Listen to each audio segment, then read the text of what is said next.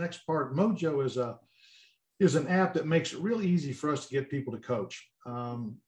Every one of us, you have kids sign up, and then the real problem is, okay, do we have enough coaches for these kids? And then we have to strong arm somebody into being a coach. Inevitably, that happens on the rec side, and even so, somewhat on the travel side. Well, MOJO has embraced this concept and said, well, how can we make it easy for this newbie to come in and provide a fun experience, a meaningful experience for these kids when they first come? Because if that first experience is not good, they're not going to stay. And Tom works for Ben Sherwood. Ben cut his teeth and was an executive with Disney. And he's kind of maintained that same mindset, which I really like. And you'll see it all throughout the app. And they've got a way where you can give the app to all of your coaches. And if they're using it, I'll let Tom get into the financial exchange there, but it's more than reasonable. Tom is the Chief Customer Officer with MOJO. And so, Tom, the floor is yours. Thank you so much, Dave. Just to make things confusing, there are actually two of me on the Zoom. There's me dialing in from my phone and from my laptop. Dave, would you mind making me co-host on my laptop as well? And I'm just going to share a couple slides real quick. Certainly.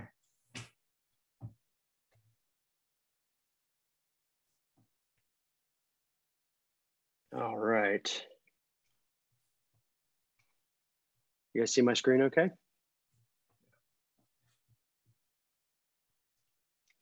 All right, so appreciate you having me, Dave, and I know some of you on the call are familiar with MOJO. We just celebrated our 1-year anniversary as a business last week, and very happy to say that that Indiana Soccer was really one of the first state associations to get behind the work we're doing. Focus this morning actually is kind of the perfect bookend to the end of the session I just caught there. And it's how can we elevate this grassroots experience working side by side with each of you at Indiana Soccer. I would tell you as a player who grew up playing in the 80s and early 90s, it's amazing how far the game has come. I think we all should be pretty proud of that. Coaching is night and day from where it was back then. And these days, as you guys know, there's so many people and so much tech that's out there to help that elite player get the best out of himself or herself. But it's obviously a lot different at the rec level, though. And that's what I want to spend a few minutes just talking about, why that challenge really deserves all of our attention, and how MOJO, in collaboration with partners like Indiana Soccer, is working to solve that. So again, Dave gave you guys just a little bit of background about our CEO and founder. Longtime media executive. The way he tells the story is by, his part-time job was he was president of Disney TV, but his full-time job was trying to figure out how to be the best volunteer coach he could be for his 2 boys' soccer teams. I think it was probably the first thing in his life that he just wasn't any good at. And each season he came back to coach, he noticed that sometimes there were as many as half the previous season's roster that just didn't come back. And it was a catch-22 for him. He wanted to coach his kids. He wanted to be as supportive as possible as a soccer parent. And his club was desperate for volunteer coaches so they wouldn't have to turn kids away. But he just could not stomach the thought that each season he was costing his club that many kids just because he did not know how to teach soccer to 6-year-olds or 8-year-olds. And he realized it was the same for most of the volunteer coaches out there. And I know you guys have all seen this yourselves, but it really got him thinking how the entire sports industry, in a very real way, depends on volunteer moms and dads to get kids to love the game or risk losing them, not just as players, but as fans too. So we did MOJO to try to make sure those early introductory seasons that kids have were consistently fun, high quality, and that in turn would keep the kids in sports longer. And at the rate that kids were dropping out these days, it was a little bit of a house of cards for everybody unless he did something. And as it turns out, as he talked to pro sports leagues, they also saw this as a huge long-term problem, which is a big reason you see some of those logos there on the bottom of the page. So real quickly, just kind of the current state of things, and I suspect a lot of you have seen these numbers in some form or fashion, but 70% of our youth athletes these days are done playing by the age of 13. We all know of kids who are quitting because they're stressed out, they're burned out, they're priced out, all of those things. And it happens to girls at 6 times the rate that it happens to boys. Even more concerning, I would say, though, when you look at some of the underlying trends in the younger age groups, 90 to 95% of our youth sports coaches have no relevant training. I don't think that's all that surprising, given that participation numbers across sports are the highest between 5 and 9 years old. That's true pretty much in all sports, and then they start to taper pretty significantly. That middle one, though, 26% of our kids are dropping out each season after playing for an untrained coach. That's compared to just about 5% who drop out if they're playing with a trained coach. That gap is getting wider and wider with all the choices and alternatives to organized sports that kids have these days. And if you think about that 26% number, if you're coaching U6s in the fall and you've got 10 of those kids, by the time those kids have finished spring as 7-year-olds, you've only got 4 of them left. So again, I talk about the improvements in soccer coaching for elite players, but every one of those elite players starts here as a grassroots player being taught by a mom or dad. And we're losing so many of them before they ever even get a chance to have that first great coach at an older age group. So you add those 2 factors together, it's the reason that current retirement age for a youth soccer player in the US is 9 years old.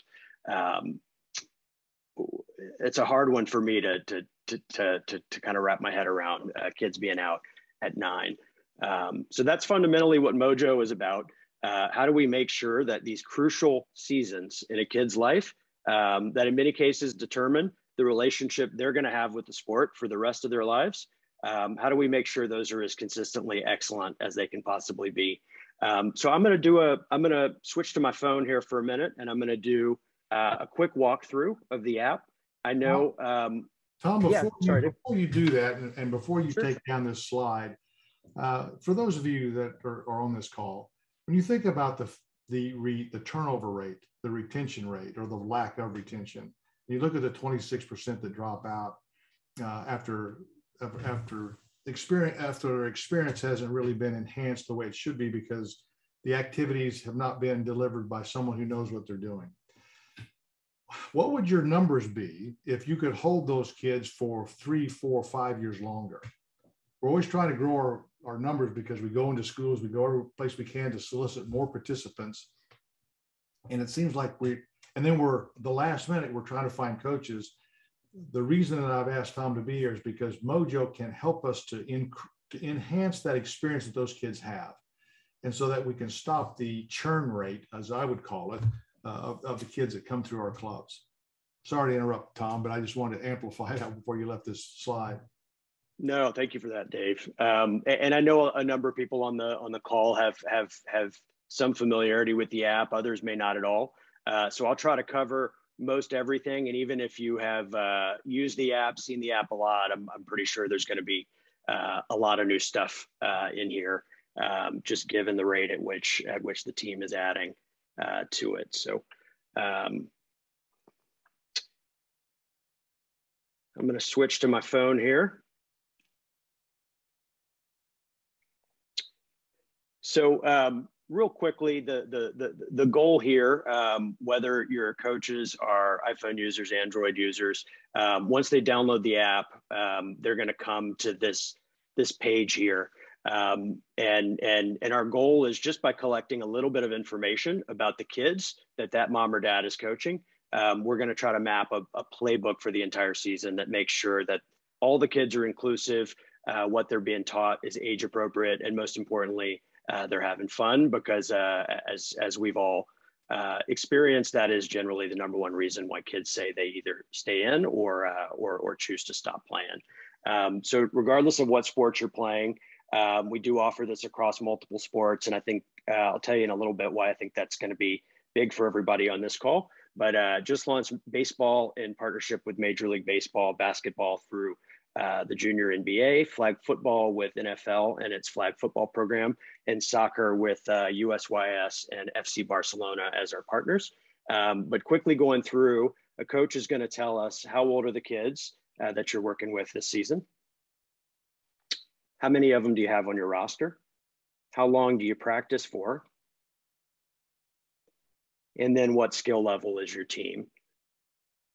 And obviously at this level, most of your volunteer coaches have a son or a daughter on the team. They can add them to the profile, and this allows them to unlock some things they can work on at home. I'm going to skip that for now, but I'll come back to it in a little bit, and I'll skip notifications.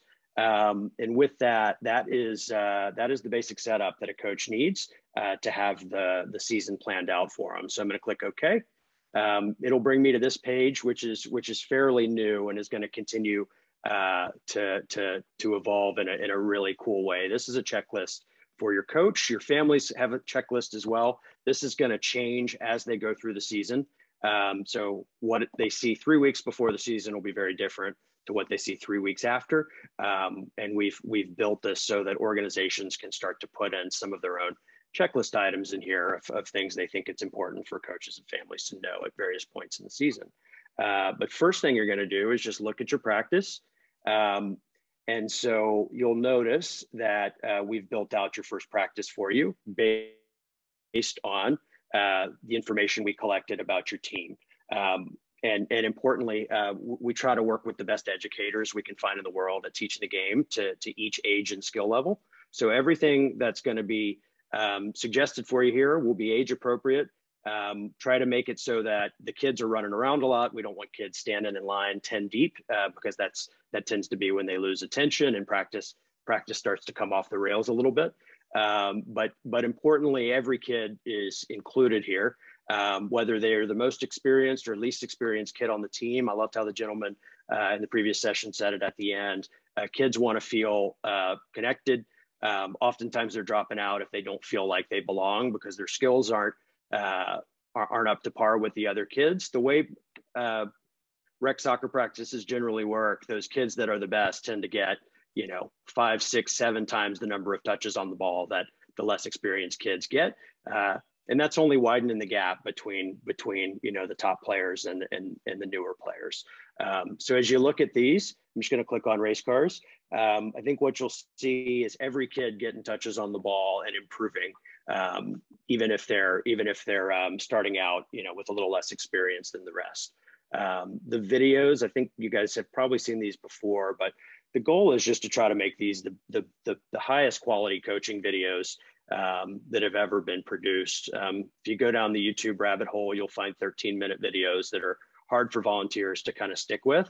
We want these to be easy to follow, high quality, short in length, because we know a lot of your volunteers are kind of figuring out what they're going to do as they're walking onto the field that day. But importantly, the kids in the videos are not child prodigies or anything. They're just kids from the local community, generally right around that same age group you're going to be coaching. You'll see they miskick the ball, they'll fall over, but the goal here is your coaches, this is what they should expect to see when they go out there and they work on some of these same activities with their own kids. I might just add that when we're talking about content, most of you know the name Vince Gansberg. He's a Hoosier. I've known Vince for over 25 years, and he is by far one of the best entry-level coaches. When I say entry-level, to be able to take kids when they're entering into the game, or even those kids that are 12, 14, because when he was with Indiana Soccer, when he's on the staff, he not only worked with the rec kids, but he also worked with our Olympic development player kids. So he's equally good on both, but he just has a passion for the young child. And Vince had a lot of impact and a lot of influence over what you're going to see in this app. Yeah, that's exactly right. He was instrumental in putting together the curriculum and helping gather experts to chip in with the curriculum. So in addition to the short videos, that every coach will get step-by-step instructions, what to expect. When you think about someone like Vince and how long he's been working with kids, he knows when the kids are going to fall over. He knows when they're going to have trouble keeping control of the ball. Everything that's going to happen when you run this activity yourself, Vince has seen it 100 times and your coaches will be prepared for how your kids are going to react. But also the important coaching tips: keep your head up when you're dribbling, small touches through tight spaces, etc. We want every volunteer coach to understand the important pieces of the lesson that they're being taught. Pretty simple in terms of how that works. At the end of each practice, a coach will get a survey saying, did your kids have fun, and did the practice meet your needs? And based on what we're learning about the team and whether they're having fun, that makes the recommendations each week get better and better, so that we're continuing to progress the team from a skill standpoint, but we're seeing what's working for them from a fun standpoint, and can make sure we're recommending accordingly. Just like Netflix will get smarter about what it recommends for you to watch the more it gets to know what works for you. So this is an approach that works for, I would say, most volunteers. There are going to be some that have played the game, that have higher level experience and want to customize their own practice. You can do that too. If you hit this browse button at the top, you can go in and build out whatever kind of practice you want. If you realize your team needs a little more focus on dribbling, you can go into Dribbling, and it will tell you everything in the library that's age and skill appropriate for your team, and you can build these out as you see fit. So find the one you like. I'll just choose Minions, and then you can add that into your practice. If you really want to get super detailed about how you manage your practice, you can change times, you can change sequencing of how things appear in there, and then just make sure you save it and it'll update for you. And increasingly what we're seeing is standardization across clubs, across organizations. I'll show you how this works real quickly too. A coach can go in and tell us which club they're with. So I'm just gonna affiliate with my own sample club here, MOJO Youth Sports. And when they do that, you can start to standardize when they go in to build their practices. You'll see this one that's called From My Org. And you can standardize across all of your coaches. So here's a sample I made. But you can make sure all of the coaches in your organization are teaching things the same way, and you can give them custom coaching tips. So all of these session notes at the top are customized by a DOC, but importantly, they get to use the content and the tech that we provide. And this one's set up just as a basic play, practice, play. So if I hit use practice plan, now I'm in lockstep with my organization. I'll try to speed it up here, but one thing I wanted to mention is we're very much aligned with the gentleman who was speaking a little bit earlier about the importance of getting the families engaged. Not all of your families are going to have the experience or the time to coach, but most of them do want to be involved. And evidence shows that the more involved the families are, the more likely it is the kids are going to have a good experience and want to stay involved. So you can invite them with this invite button at the top. And the purpose of that is so the families can start to see what the kids are learning. The coaches can share activities with the families. So I can hit share here. I can share with my team. And what we're finding is kids that have the opportunity to kind of see what they're going to be working on before they show up a lot more prepared. So it makes for a more organized practice, but they also show up a lot more confident because there aren't going to be surprises. So some of those kids who are a little newer to the game, still developing confidence, being able to have the families involved in that education process helps bridge that confidence gap while they continue to develop their skills. And in addition to that, so I've been spending most of my time on this practice tab. If you go over to this learn tab, this is a good kind of counterpoint to the stuff that happens between the lines. This is a lot of the off the field stuff that we feel like all coaches, all families should know. So a lot of social emotional learning and rules of the game type content here. But as you go through, you'll see things like how to help a kid that's shy and low on confidence to develop confidence, how to deal with a bully situation, how to encourage your team if you're losing at halftime, but you want them to stay focused and stay engaged.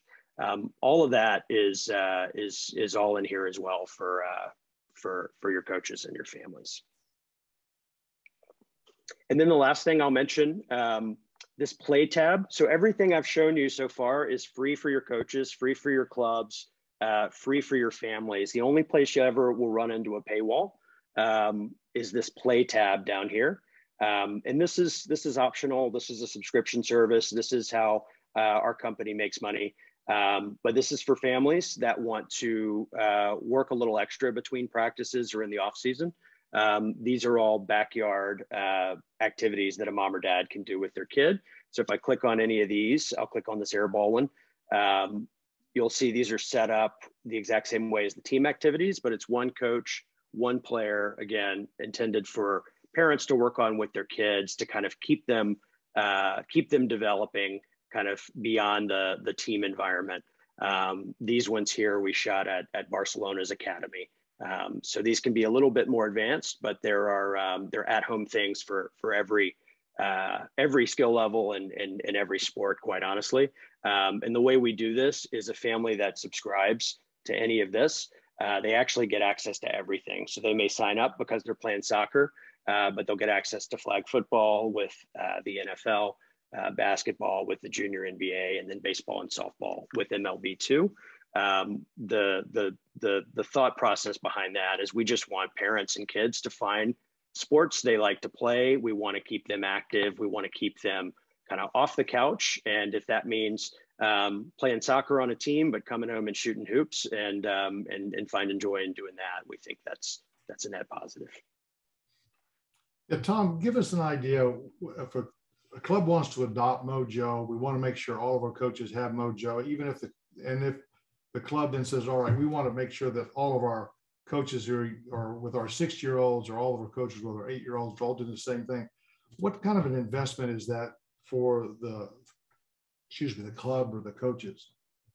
So we give just about all of this away for free. The goal is get this in the hands of every volunteer coach we can, because we think the difference in retention numbers are going to be very meaningful. And I'll show you some data on that here in a second. But except for some very, very advanced functionality that some clubs want to take advantage of, basically everything I've shown you is free here, except for this subscription package for families. Yeah, thanks, Tom. You bet. One other thing I just wanted to, I'm going to go back to my my laptop here. So again, the company's still very new. It's hard for me to wrap my head around how much has been done just in a year. But the early signs are really encouraging. So 2 seasons in, fall season was our second season in soccer, and we did a postseason survey of coaches who had gone through the season teaching the game this way. And 83% of them said that MOJO made coaching less stressful, more fun. If you read the survey results, the other 17 were kind of, you know, my practices are always fun, but don't take away my apps. So so it was funny to read the kind of written support for the 83%. But that middle one is really important, I think. 82% of coaches said they're more likely to try coaching a new sport if they can use this app. So what that means for you guys is if you've ever had trouble getting, you know, a basketball parent, a baseball or softball parent over the hump because they've never used their feet, they don't know how to teach the game, we think we're going to be able to help pull those coaches in now because they're going to be a lot more confident on day one that they're going to be able to teach the kids, even if they can't show them how to juggle the ball themselves. And then that last one is the biggest one. 85% of the coaches said they thought their players were significantly more likely to continue playing the game again after the season they had doing it this way versus what the coaches had tried previously. So that's really our North Star. After we get a couple more seasons under our belt, we feel like we're going to be able to see much more clearly an impact on player retention at those younger levels. And our goal is to try to get that retention number to about 5%, like you see with trained coaches that I was talking about earlier. Tom, again, I know I'm stealing some of your time here, and I don't want us to go into all the detail about what a net promoter score is, other than it is an international standard that people use. And you might address the fact that MOJO has received an 81 against some of these other high quality organizations. Yeah, so I won't go into the methodology, but the scale for a net promoter score is -100 on the low end to 100 on the high end. And anytime you're using a software product and it says how likely are you to recommend this from 0 to 10, that's what they're calculating. And I would say I've not ever seen a software product in all my years in tech that has an 81. So I think the people that are using it right now are really finding value from it. And that's really what it's all about for us. Make this a product that makes coaches, families, kids really love the game and want to keep on playing. I saw Lynn had addressed that comment that she wasn't that experienced, but that she's actually loved using it. So I guess that goes to that 81 net promoter score. That's great. And I'll tell you, on a personal level, I'm a lifelong soccer player who for the first time ever volunteered to coach my son's basketball team. It took me till he was in the 7th grade for me to be willing to do that because I was lacking confidence. But luckily basketball came on the app just in time, and we've had a great season, and all the kids have gotten a lot better, and I actually look like a coach that knows what I'm doing. I know we've got just a couple minutes left. Tom, is there anything else that you want to leave us? Just my contact information. Again, our goal is really just try to get this product in the hands of every volunteer coach, to do that as soon as possible, because we know that every season that goes by without it, we are losing 26% of those kids, and we think there's a big role for us all to play together in helping make sure those early experiences are really great. Well, thanks, Tom. I know I met with Tom. I met with the CEO when this thing first launched, and when actually Vince Gansberg, when he was providing some of the content, was in our office talking about content and accumulating content that would go into this app. And the financial model was the one that I was really impressed that MOJO realized we need to get this in the hands of folks for free.